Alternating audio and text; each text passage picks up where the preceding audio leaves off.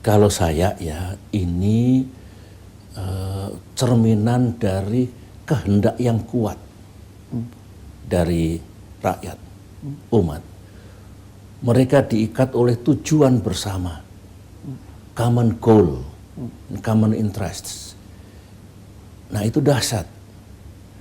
Bisa dibayangkan dari berbagai penjuru tanah air datang ke Jakarta dengan biaya sendiri, tapi bisa berkumpul dalam jumlah yang besar, ya tertib, menyampaikan harapannya. Jadi kalau ada yang mengatakan mereka mencari keadilan, mungkin benar. Keadilan seperti apa? Sederhana sekali sebetulnya. Mereka ingin Gubernur Jakarta Basuki Cahaya Purnama, Pak Ahok, yang dituduh melakukan penistaan agama, itu diproses secara hukum. Jadi tuntutannya itu sederhana, terang, jelas. Barangkali mereka melihat proses untuk penegakan hukum itu tidak berjalan sebagaimana mestinya. Oleh karena itulah mereka datang. Nah sekarang tentunya setelah kasus Pak Ahok diproses secara hukum, menurut saya mari kita hormati penegakan hukum itu. Kita menjunjung tinggi supremasi hukum, rule of law, dan tentunya sejarah mencatat mereka berkumpul dalam jumlah yang besar mencari keadilan. Keadilan itu telah diberikan dalam arti kasus Pak Ahok diproses secara hukum. Itulah yang saya lihat ya, konsentrasi massa yang sangat besar dalam konteks sebutlah mencari keadilan. Oke. Pak, kalau melihat aksi begitu besar tadi Bapak, hampir dikatakan belum pernah terjadi di Indonesia dengan jumlah seperti itu di Jakarta. Kalau ketika itu di masa pemerintahan Bapak, seperti apa Pak? Apakah Bapak panik, khawatir melihat begitu massa, melihat bagaimana ada tuntutan tadi soal kasus hukum tertentu itu?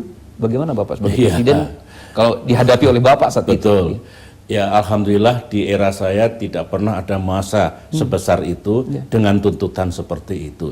Tetapi tidak berarti selama 10 tahun saya tidak kebanjiran unjuk rasa, protes. Ada. Dan itu wajar, negara demokrasi, mereka punya hak untuk menyampaikan pandangannya, protesnya. Pemimpin yang dikasih mandat oleh rakyat wajib memperlakukan mereka dengan baik, mendengarkan dengan baik. Nah kalau itu terjadi, ya meskipun mestinya kan kaget Pak, maksudnya belum pernah itu loh Pak. Kalau diantisipasi tidak perlu harus sebesar itu, katakanlah terjadi seperti itu.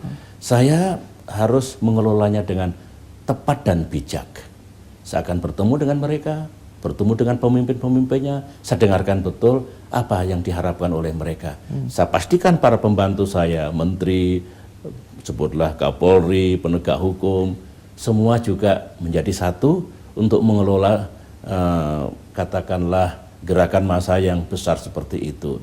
Dan tidak ada masalah yang tidak dapat kita selesaikan sepanjang kita mengetahui hakikat permasalahannya dan kemudian kita kelola dengan baik. Apa selalu mudah? Tidak. Saya juga memahami Pak Jokowi pun menghadapi persoalan yang tidak mudah. Saya juga begitu. Tetapi there is a way.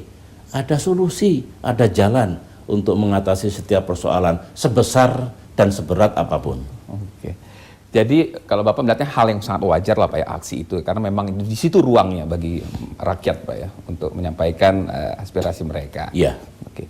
Tapi Pak justru Pak ya, tadi pertanyaan saya kalau di era Bapak terjadi seperti itu. Nah, ini meskipun sekarang bukan Bapak lagi sebagai presiden, tapi justru banyak fitnah Pak, tuduhan di medsos. Justru di balik aksi itu ada Pak SBY di situ. Justru malah seperti itu Pak. Bung Rizky, ya saya kenyang di fitnah. Dulu mendapatkan pembunuhan karakter dulu, tetapi saya pikir setelah pensiun saya dari presiden, dari mengemban tugas negara, berhenti lah.